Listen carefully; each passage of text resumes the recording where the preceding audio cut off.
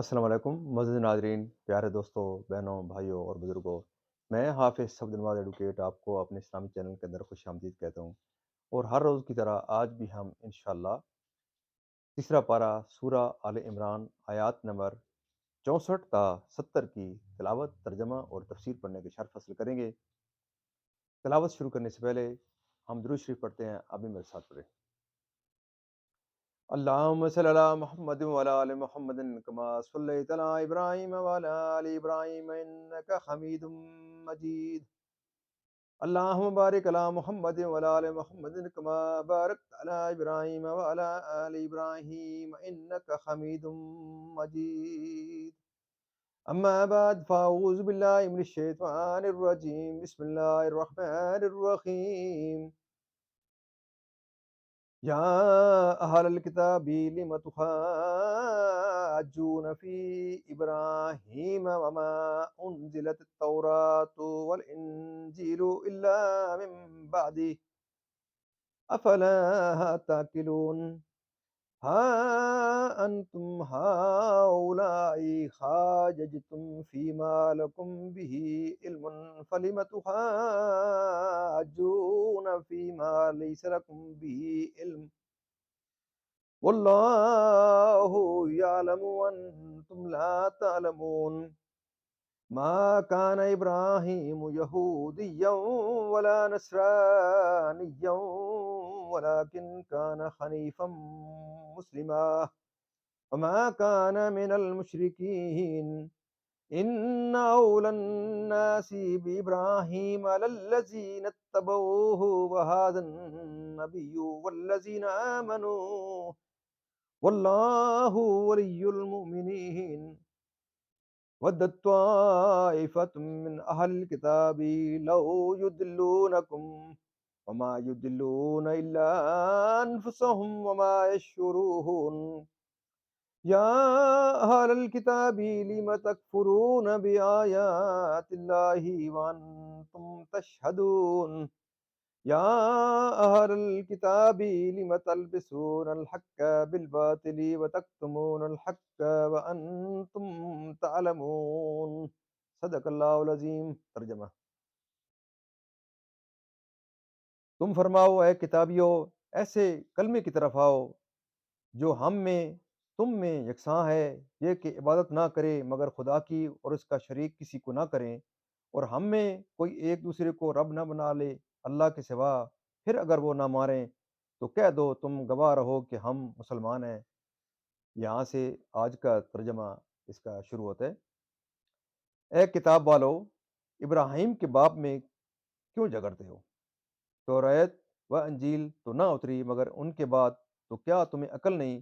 سنتے ہو یہ جو تم ہو اس میں جھگڑے جس کا تمہیں علم تھا، تو اس میں کیوں جھگڑتے ہو جس کا تمہیں علم ہی نہیں، اور اللہ جانتا ہے اور تم نہیں جانتے۔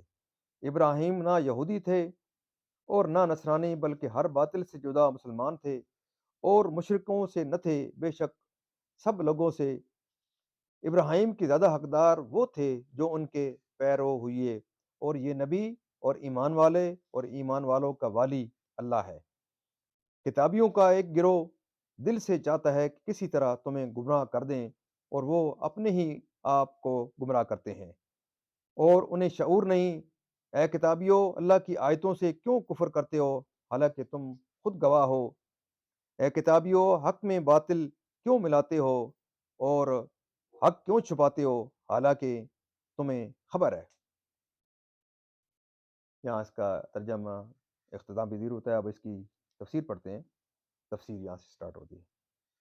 اور قرآن اور توریت اور انجیل اس میں مختلف نہیں، نہ حضرت عیسیٰ کو، نہ حضرت عزیر کو، نہ اور کسی کو، جیسے کہ یہود و نصارہ نے احبار و رہبان کو بنایا کہ انہیں سجدے کرتے اور ان کی عبادتیں کرتے۔ شان نزول: نجران کے نصارہ اور یہود کے احبار میں مباحثہ ہوا۔ یہودیوں کا دعویٰ تھا کہ حضرت ابراہیم علیہ السلام یہودی تھے، اور نصرانیوں کا یہ دعویٰ تھا کہ آپ نصرانی تھے۔ یہ نزاع بہت بڑا، تو فریقین نے سید عالم صلی اللہ علیہ وسلم کو حکم مانا اور آپ سے فیصلہ چاہا۔ اس پر یہ آیت کریمہ نازل ہوئی، اور علماء توریت و انجیل پر ان کا کمال جہل ظاہر کر دیا گیا کہ ان میں سے ہر ایک کا دعویٰ ان کی کمال جہل کی دلیل ہے۔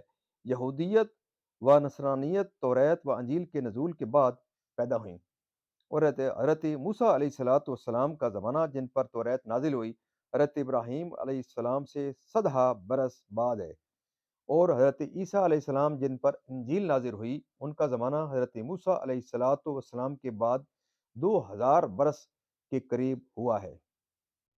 اور توریت انجیل کسی میں آپ کو یہودی یا نصرانی نہیں فرمایا گیا، باوجود اس کے آپ کی نسبت یہ دعویٰ جہل و حماقت کی انتہا ہے۔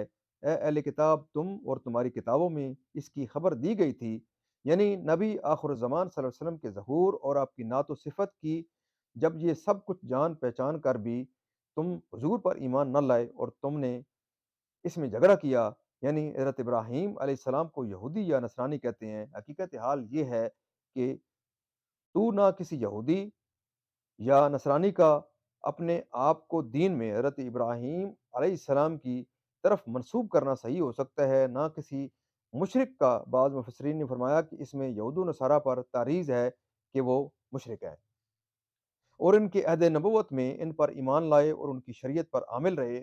سید عالم صلی اللہ علیہ وسلم اور آپ کے امتی۔ شان نزول یہ آیت حضرت معاذ بن جبل و عزیفہ بن یمان و عمار بن یاسر رضی اللہ تعالی عنہم کے حق میں نازل ہوئی، جن کو یہود اپنے دین میں داخل کرنے کی کوشش کرتے اور یہودیت کی دعوت دیتے تھے۔ اس میں بتایا گیا کہ یہ ان کی ہوس خام ہے، وہ ان کو گمراہ نہ کر سکیں گے، اور تمہاری کتابوں میں سید عالم صلی اللہ علیہ وسلم کی نعت و صفت موجود ہے، اور تم جانتے ہو کہ وہ نبی برحق ہیں اور ان کا دین سچا دین۔ اپنی کتابوں میں تعریف و تبدیل کر کے اور انہوں نے باہم مشورہ کر کے یہ مکر سوچا، یعنی قرآن شریف شان نزول۔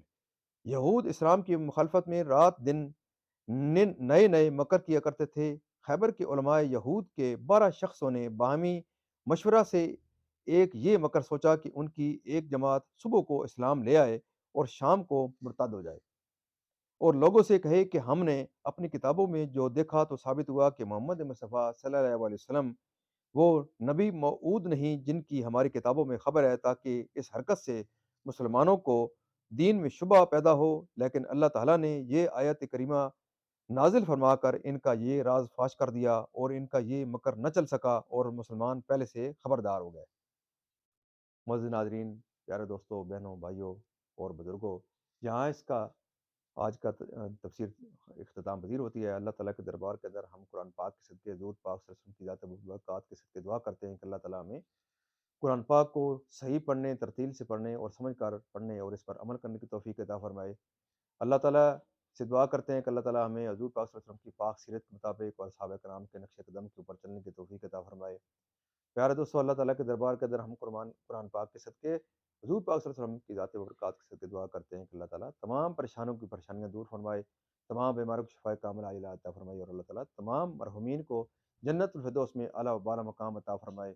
پیارے دوستو، آپ سے یہ استدعا ہے کہ آپ اس پیغام کو پھیلانے میں میری ضرور مدد کریں، اور اس مدد کا طریقہ کار یہ ہے کہ آپ اس چینل کو ضرور لائک، شیئر اور سبسکرائب کریں، اور اپنے فیملی کے اندر اپنے دوستوں، بچوں میں اور اپنے عزیز اقربا کو ضرور اس سے آگاہ کریں کہ اس قسم کا جو پروگرام چل رہا ہے اس سے ضرور فائدہ اٹھائیں۔ اللہ تعالیٰ آپ کو نیک کام کرنے کی توفیق عطا فرمائے۔ اللہ تعالیٰ آپ کو اپنے حفظ و امان میں رکھے، اور اللہ تعالیٰ جو اگر کوئی بیمار ہیں معزز ناظرین میں سے، اللہ تعالیٰ ان کو شفائے کاملہ عاجلہ عطا فرمائے، اور اگر کوئی کسی بھی قسم کی پریشانی میں ہے، اللہ تعالیٰ آپ کی پریشانیاں دور فرمائے۔ آمین ثم آمین۔